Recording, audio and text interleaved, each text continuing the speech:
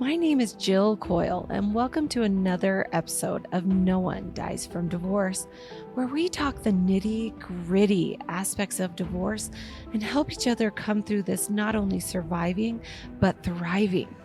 I'm a divorce attorney, and I'm interviewing other experts and people just like you who are going through or have been through a divorce, so you can have the latest and greatest information on all things before, during, and after divorce. Let's dive in. Welcome to another episode of No One Dies from Divorce. My guest today is Jade Bianca, hailing us from Washington, D.C., clear on the East Coast. Welcome, Jade. Thank you so much for being on our show. Hi, Jill. I'm happy to be here. Thank you for having me. We are talking today about dating after divorce. You know, that I think is a huge fear and a big reality that people going through divorce have to kind of come to grips with. And so I think that this is just going to be a really impactful and very good podcast for those people thinking, oh, no, I'm never going to date again. They always say that, right? Everybody that comes in my office, oh, I'm never dating again, or I'm never getting married again. And I laugh and I'm like, yeah, you wait. So let me introduce Jade to our audience. So Jade is actually a certified matchmaker and dating expert. She founded Dating After Divorce to provide divorced men and women with the effective tools, communication, and insight it takes to find a worthwhile partner. Jade offers coaching, dating profile assistant, and matchmaking services. Jade is passionate about helping individuals find their confidence in dating again. She loves assisting clients in the U.S. and Canada in their dating after divorce journey. So perfect person to have on the show for this particular subject. Thank you so much, Jade. Welcome. Thank you. So I just want to get right into it. First of all, just tell everybody what you do and what kind of drew you to be a matchmaker, a divorced matchmaker. I love it. Yeah. So I do kind of everything from coaching to matchmaking. So that depends kind of where people are in their dating after divorce journey. As I'm sure you've experienced, Jill, there are a lot of people who are saying that they're ready to get out there again. But then when they start talking about it, you can hear those triggers like there's some unresolved issues from previous relationships, maybe your marriage that didn't go well, that we don't want to bring into the next relationship. So I try and help people through different avenues of that way. I started dating after divorce in the beginning of 2020. So right when the pandemic happened. What other time to do something? Right. So I started off as a dating coach for divorced men, actually. And that was because I saw a lot of resources out there for divorced women who were transitioning into single life, but not for men. Right. And I think as a society, we can do a better job of encouraging our men to kind of, we always talk about, we want our men to talk about their feelings and be communicative and be able to express things. But then as a society, we tell them it's not masculine to do so. Right. So it's something I wanted to focus on. I had enough women coming to me that I was like, okay, I'll start working with women. And then I started consulting with a matchmaking firm. And I was like, well, this just goes together really well. So lo and behold, here we are. And I understand that matchmaking, for people who haven't seen it, I think, Jill, you mentioned you saw Millionaire Matchmaker. Yeah. Yeah. So a lot of people have seen it on TV and they're like, okay, well, what is that? So basically, matchmakers just take what you're looking for and bring it to you. We're like dating headhunters to try and save you time and energy. And let's be honest, a lot of people's pickers are off. You might say you want one thing, but you keep picking different versions of your ex, and who the heck needs that? Yeah, exactly. So we're a great liaison between those. Oh my gosh, I love it. We're going to be besties going forward because I just want to talk to you all about everything that's going in my head right now. Because one of the things I think is like the biggest mistake from divorce is jumping right into another relationship. Because frankly, you know, the relationship is broken. The divorce is happening because something went wrong, right? And it's, as many people want to say, oh, it's his fault, all his fault. It's never 100% somebody else's fault. And there's broken pieces of both parties that need to really kind of be fixed. So what's your thoughts on that? And what do you suggest people do to really kind of look inward before they start even thinking about, okay, I'm ready for another relationship? Yeah, I love this. And I think also taking accountability for some part of the divorce does not mean that you are at fault, but we're all humans. There's always places where we can grow and do better. And I think reflecting on that is a good way of healing and starting to move forward in this journey. I turned hundreds of hours of coaching and seeing the same patterns in divorcees into a free reflection journal. And basically what I cover to try and help people in this time, that is the healing time where they shouldn't be jumping and rebounding into another relationship. And they're talking about accountability, boundaries in relationships is something that's very important. And especially for single mothers, I'm not a mother, but I work with a lot of mothers, and they give and give and give until there's nothing left. And that's something that we all need to work on. We do boundaries, accountability. We talk about what we want our future partner to look like, deal breakers, kind of laying everything out there before we jump into the next relationship to make sure that we're not dating different versions of our exes and going into a relationship with rose-colored glasses on and just ignoring all those red flags, right? Mm-hmm. Well, and also when we get in a relationship and a long-term marriage, I mean, long-term, like after a few years, a lot of times as people, we end up just kind of putting our head down and we forget what we need because we're doing everything for everything else. And when you throw kids into the mix, I mean, you just stop doing things for you. You're always consistently considering what the other person wants and stuff like that. So when you get out of the relationship and you don't have that consistent need of what somebody else needs, a lot of times you don't even know what you want. Like, what brings me joy? What brings me happiness? And I'm always like, whoa, whoa, whoa, whoa, whoa. The relationship is not going to bring you what you want or what you need. It's not going to bring you happiness. So you really have to stop and find, what do you want? What do you need?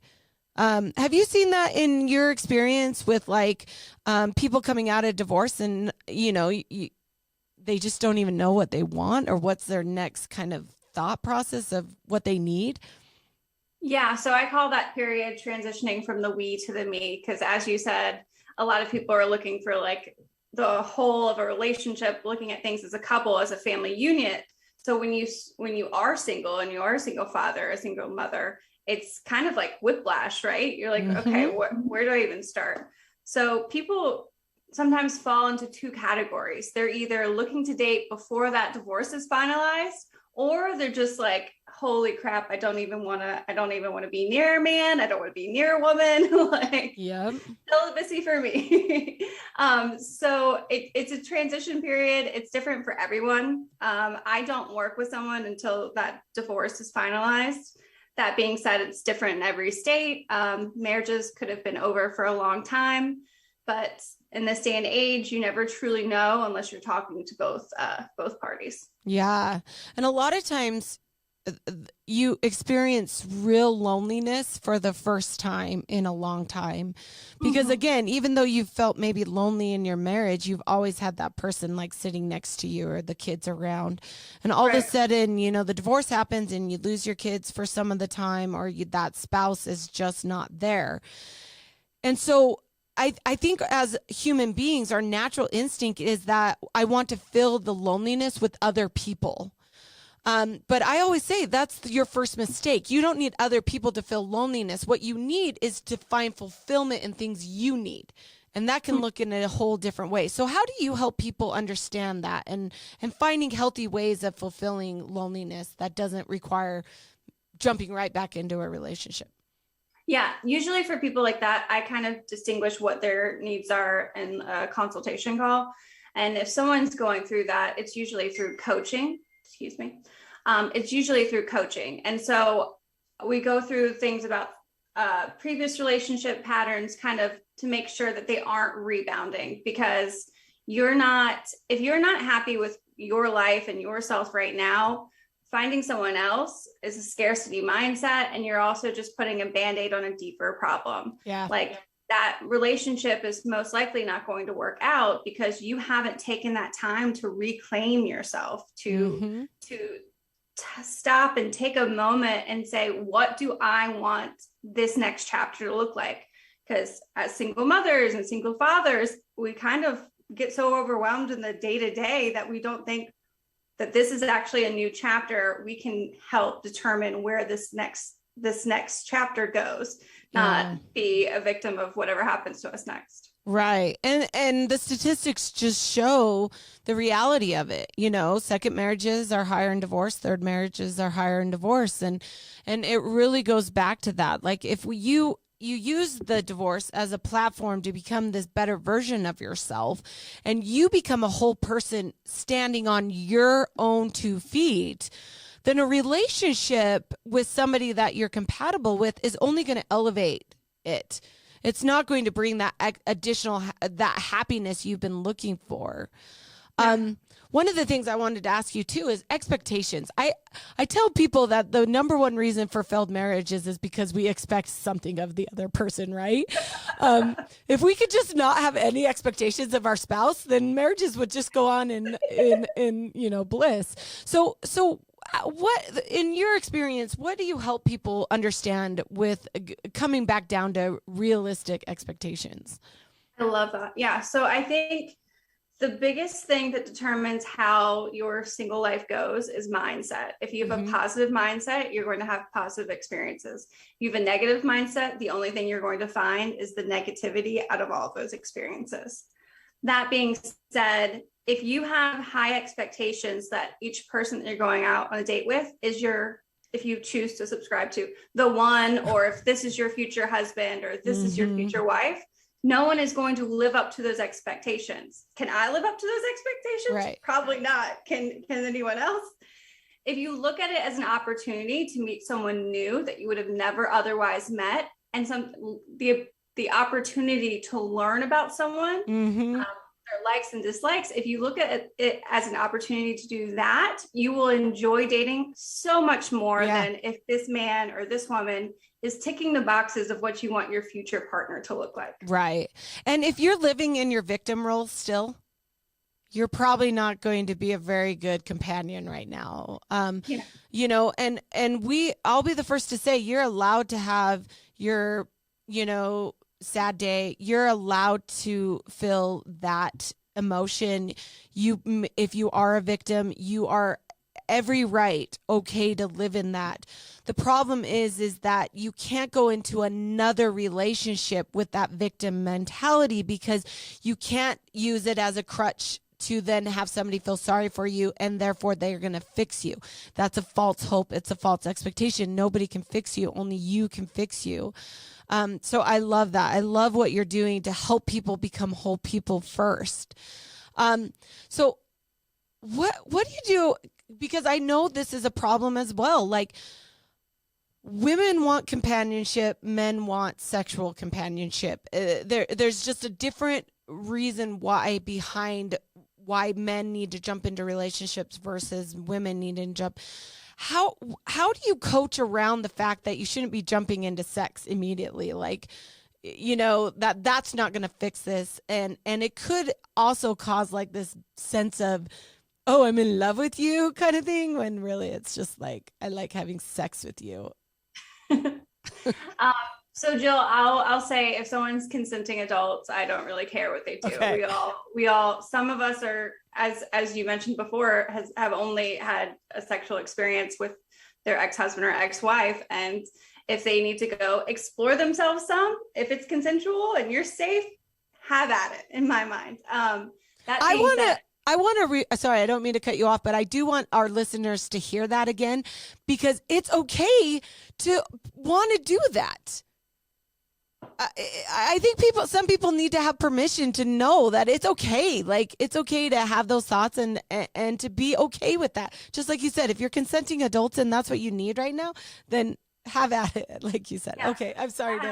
No problem. Yeah, I have an entire article on it, just because I don't, there's so many things that like society comes in and tells us how we should feel about ourselves, but I don't think we should be, excuse my French, slut shaming someone for wanting to experience certain things. As I said, Exactly. if you're safe, do you. That being said, some men go out there and rebound because of sexless marriages. Some women go out there and rebound from sexless marriages. I think that women, like your female listeners, would be surprised at the amount of men that are leaving marriages where they haven't felt seen besides just the sexual side. A lot of men have become kind of the crutch for families without being seen as well. And so I think men are looking for that just as much as women are. We have to be mindful that if we are seeking that physical validation, that emotional validation, that mental validation from almost strangers, we're probably not going to get the healing and get the results that we want if we haven't done the work on ourselves. So yeah, I don't ever like to preach at someone about it, but just be mindful that if someone's too quick, too soon, something feels off, you need to listen to those spidey senses, because if they're rushing things, there's a red flag there. Right. And the sexual relationship, we talk a lot about this, about intimacy. Intimacy doesn't necessarily, your need for intimacy doesn't necessarily mean have to turn into sex. And you need to understand the difference of that. But the other thing is running into sex doesn't necessarily mean that there then needs to be intimacy or there needs to be a relationship on the other side. And so I think people just need to know that, I just don't want people to think that you have to run into a sexual relationship and therefore now you have to have a relationship. I also don't want people to run into a relationship and think that they have to be then having sex. Just like you said, it's you needing to be fixing yourself, becoming this whole person, understanding your needs and what you can, and then finding that whole person to kind of help you get what you need. However that looks. And Jill, one thing I love about working, most of my clients are in their 40s, but I work with people from their 30s to their 50s, 60s.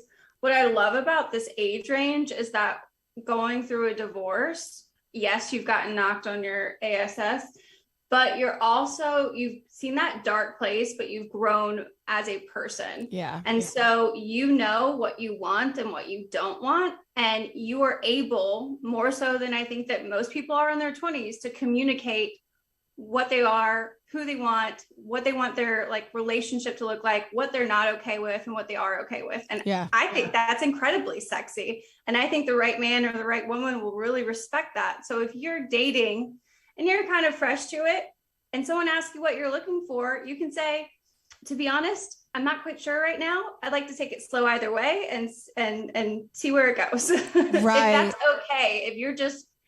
If you're truthful, if you're communicating your wants and needs, that's all you can really do. Yeah. And I've been doing a lot more lately, these gray divorces, where the divorces after 50. I think there's a lot of fear that comes, especially with women, about being lonely for the rest of their life. They know that they have several very, very good years. They're not dying tomorrow. And they want companionship, but they're worried about missing the mark, or, that they're just not going to find somebody that wants an older woman. What would you tell them? Yeah, I would say I understand that it's scary without putting yourself out there. I think the unknown sometimes becomes such a large, scary thing that we don't put ourselves out there. And especially for people in their 40s and 50s and 60s, we've gotten comfortable in being certain of what our day-to-day looks like, what we do, and we're in control of it. When you put yourself out there, when you have to be in new situations, you have to be comfortable in the uncomfortable. And that's scary for some people. What I don't want you to do, if you are a divorcee and you're thinking about getting out there, is I don't want you to just sit around continuously thinking about it. Yeah. I want you to try, go out with someone, whether it's a dating app or through a friend, or try and put yourself in new situations and allow yourself to experience new things, Right. even at 50. Yeah. And there's men and women will really shock you about, I think, a mindset for some women in their 50s is, oh, a man my age isn't going to want me. He's going to want someone in their 30s or 40s. I can very much testify that that is not the case. Right. Yeah, I was just going to say, like, I think the self-doubt is the biggest hurdle that you have to get through. But I divorce very, very amazing men as well that I agree with you, like, what are just looking for certain things that you might be the person that they need. So let's talk a little bit about dating after divorce in 2022. I got married in 2006. So Facebook, I didn't even have a Facebook when I got married. MySpace was a thing. I remember. Yep. And Hotmail Hangout or whatever it was called back then, where you could actually message people. But dating was literally like going to college and meeting people, and they like, hey, you want to go out? And I did have a cell phone. I could text a little bit, barely. But I would be scared to death to date in this, this now. So talk a little bit about that and what you do to ease people that have never experienced this whole social media whirlwind dating. Yeah. Great question. So I guess just to kind of nail down, because it is such a large thing, what about dating today, if you would have to date again, what would scare you to death? And we can touch on that. I think the ability for people to catfish you. I mean, literally, like you aren't what you are on social media. Like social media is fake. We all know that. It's used as a platform to tell everybody the best things about you and hide all the worst. So it's not real in my mind. And I know that specifically because I work on social media all the time now. And I guess I should say I'm about as real as I can come. I am not the normal on social media. Like when you see me in all my glory on social media, because I really want people to have a platform that they can come to and be like, oh, she's as real as she can get. But I know that would scare me. Like not putting a good flattering picture on social media or for somebody to see would be really scary. But then yet they would see me in person and realize, I'm not flattering all the time. So that would scare me. Yeah. So I think is a large portion of your listeners female, Jill? We have a good mix because I'm really big into, but I would say a lot of my social media followers are women. Okay. So we'll touch on the females first, and then we'll get to the men, ladies first. So an important part of dating today, in my opinion, is safety. If you have children or not, I think safety as a female is very important. So I talk about helping women take away the metadata of their photos that they're putting on social media or on their dating app. Say that you got a new home after your divorce and you're so excited that you take a photo in front of your new home. That photo better not have the metadata, and it better not have the numbers of your house, because there are creeps out there who could find you that way. Yeah. I don't want to scare anybody, but these are things that we need to think about. I don't know if pepper spray is allowed in your state, but I never say that's a bad thing to have as a backup. Yep. We just need to be careful. Catfish scammers are out there. Unfortunately, I think men are dealing with the scammers a lot more than the women are. That being said, there are plenty of men trying to scam women. If you get a spidey sense about something being off, if they're asking you for money, there's a 99% chance that they're scamming you. Yeah. There's absolutely no reason why someone should be asking you for money when you meet them in a dating circumstance. A way that I tell single parents to kind of save time and energy to make sure that the person they're talking to, that photos are them, or let's be honest, some people use photos from 10 years ago. Yep. You go there and you meet them at the bar and you're like, what? None of these people? What? And he's like, over here, Judy. And I'm like, what? Just say, hey, do you have some time this week? I'd love to have a quick FaceTime with you. And I know it feels kind of silly to ask and like awkward at first, but it'll save you a tremendous amount of time and energy. I think that that's so smart. And then what would you say for the men? Yeah, I think the men, I'm sorry, guys, there are plenty of scammers. Depending on what age range you are, there are some women that um, are gold diggers. I mean, if I you're say she a gold digger. Just listen to my prenuptial agreement podcast, and then you'll know. Just I love it. that's what you can protect yourself with. Right. I mean, we also have to be realistic about things. If a gentleman's in his 50s and he's going out with a 30-year-old, there's like a huge Red flag. Weird. You know what I mean? Like something's going on there. Like you're in different lifestyles. How much can you have in common? Yeah. Are there exceptions to this? Absolutely. Whitney Rose from The Real Housewives of Salt Lake. That's her deal. Oh, really? Yeah. I recently started a TikTok, which I feel too old for, but you know, I have a lot of. I'm turning 40. I'm older than you, and I do TikTok, so I get it. It's very uncomfortable, but I'm like you. I want more people to know the information I have to share, and if it means I have to be on TikTok, here we are on TikTok. I made a video for my male users because I've seen it enough times that I need to call it out. Jill, most of the time men aren't as vain as us women. They don't have as many photos of us. And so a lot of times their photos are with their ex-wives or with their kids, or like you're cropping out. I've even had a guy upload his wedding photo. Oh my gosh. And here's the thing, if you were on a dating app, or say that you're trying to use Facebook dating and you're smiling and you still have a ring on, women are gonna do some Inspector Gadgeting on that. Like they're gonna really look into what's going on there. Oh, that's so funny. So those are really good tips. Obviously, you would think they were no-brainers, but they're just some things that people don't think of. I mean, I tell people, like, if you don't get a bio shot of you, you know, every 2 years, then what's wrong with you? And with cameras the way it is, like, you can get somebody to take a very flattering picture of you on your iPhone 13, you know?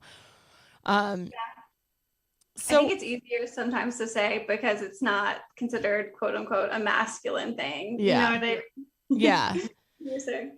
And in your you know, advice, I mean, do you tell people that you know, you should try to date lots of people, lots of different kinds of people, so that they can kind of get a little bit more perspective of what they like and what they need, or what's your thoughts on that?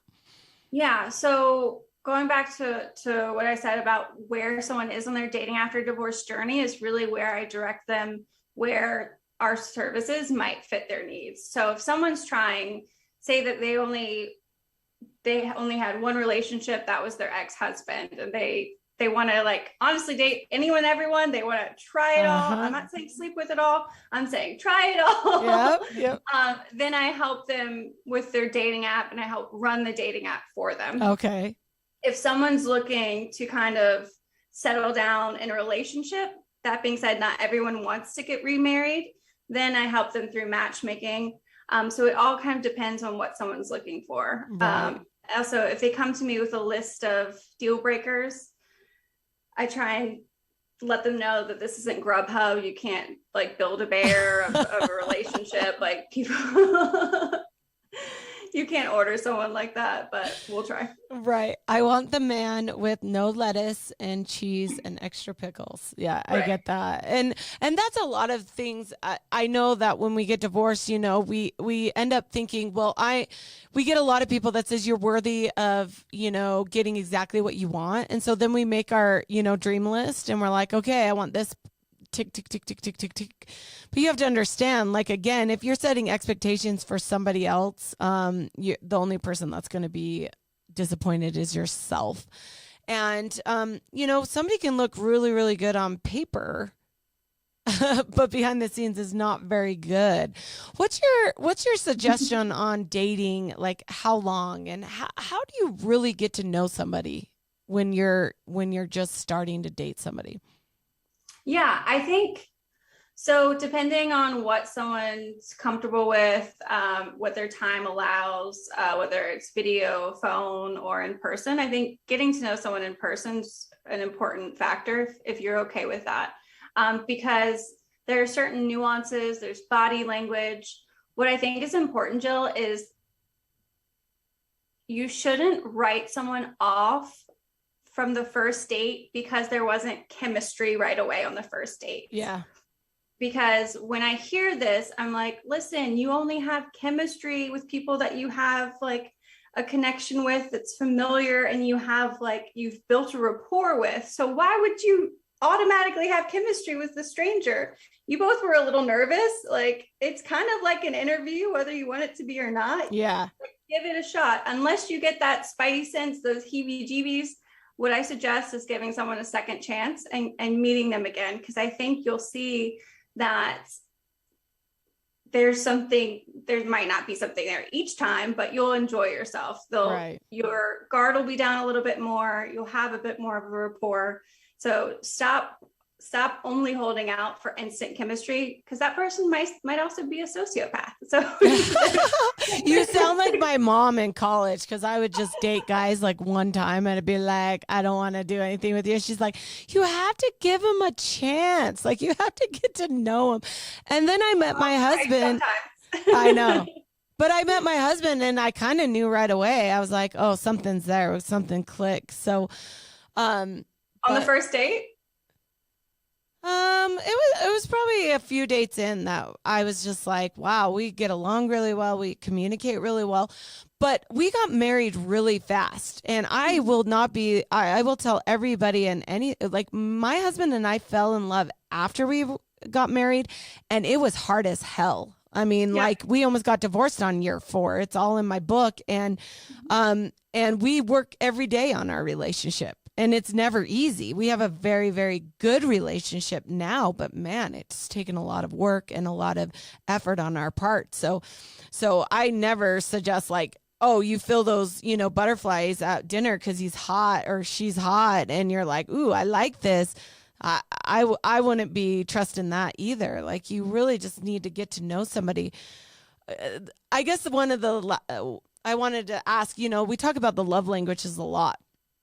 And of course, whoever wrote it is making a lot of money off of it, because a lot of people kind of refer to it. But at the end of the day, it really is kind of a broken down ability for you to figure out what are your needs and what are you really good at. And in relationships, I think that it's really important to know what love language you are. What's your thoughts behind that? Yeah, I mean, I think that's a great point. I think it also helps people kind of learn about themselves.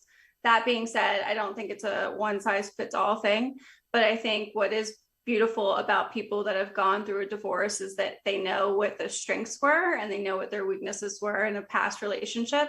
And so if you can take that and learn from it and grow from it, your next relationship, I truly believe, can be the best and last relationship of your life. Oh, that's I recently got remarried in October, and my husband was married once before as well. And so what's beautiful about our relationship is that we kind of balance each other out. He's really great at things that I'm nowhere near as good at, and vice versa. And so if you can try and look at it like, well, here's where I'm stronger, I'll help them out, or just let them know that you're thinking about them. Like you said, if you don't expect something, but you get it, even small things just mean the world to somebody, whether you're in a serious relationship or something blossoming. That's awesome. I love Abby Medcalf is one of my favorite psychologists that is working on. She wrote a book called your marriage. You can save your marriage even if your spouse won't do a thing. And her biggest thing is she talks a lot about how marriages break down because we become competition instead of just being teammates. And so I'm a big believer, if you stay on the same team with the same goals in mind to succeed, then, most relationships can succeed and work. And if that didn't happen in your first marriage, that's okay. If you can learn the tools and keys to understand what it means to be a good teammate and what you need in return from your teammate, because remember, teammates play off of each other's needs to make each other better. Then you guys can be, a stellar, team, and you can win, kind of thing. So, I think that's a really important lesson that you can learn from, your divorce if needed, or your broken relationship or whatever you're going through right now. So, So Jade, just final thoughts. I'd love to hear just like what is the tip that you love to tell everybody that's like going through this process of divorce? That you're just this is from Jade. Tip of the day. Yeah. When you are ready, I want you to date someone that this is the complete opposite of your ex. I want you to go out with someone who is just out of the ordinary, not your typical type, and give this person a chance because your tastes have probably changed. And just because someone's 6 foot doesn't mean, or they're not 6 foot, doesn't mean they're not an amazing partner. And I think that's really important. Yeah. There are physical attributes that are great. And then there are also personality and like mental connection that are just like, you can't beat them. So try and date outside your typical type. And I think you'll be pleasantly surprised. Oh, I love that. That's absolutely right. The expected right in front of you is a lot of times the unexpected, and searching out for that person that actually meets and sees you for who you are, your authentic self, is so very, very important. And I love this because you have a sign right behind you, Jade, that says dating after divorce doesn't have to suck. I love it. So Jade, thank you so much for being on our podcast. You have just been, I think it's actually amazing that you're a matchmaker. I just love it. And I'd love people to be able to know where to find you. So go ahead and let our listeners know. Yeah, you can check out the website. It's datingafterdivorce.com. I'm on Instagram at datingafterdiv. You can follow me on TikTok. There's some funny, relatable dating content. But yeah, shoot me a DM or an email, and I'd love to chat with you about this next journey in your dating after divorce. That's awesome. Thanks, Jade. I know that our listeners are going to really resonate, and it's going to be exciting for them to hear. Because remember, no one dies from divorce. You are going to be okay. You are worthy of love. You are worthy of success. And we're here every week to give you more advice on how you can become your more authentic self so that you can do just that. Not just survive your divorce, but thrive through it and be ready for that next relationship because it's going to be better than ever. Right, Jade? Absolutely. All right. Till next time. Thanks, guys. Thank you for listening to this episode. If you enjoyed, please subscribe, follow, and share. I'd love to hear your questions and feedback. You can contact me at community@jillcoil.com. See you next time. I am an attorney, but I am not your attorney. Any advice given on the podcast is general and shall not be construed as legal advice.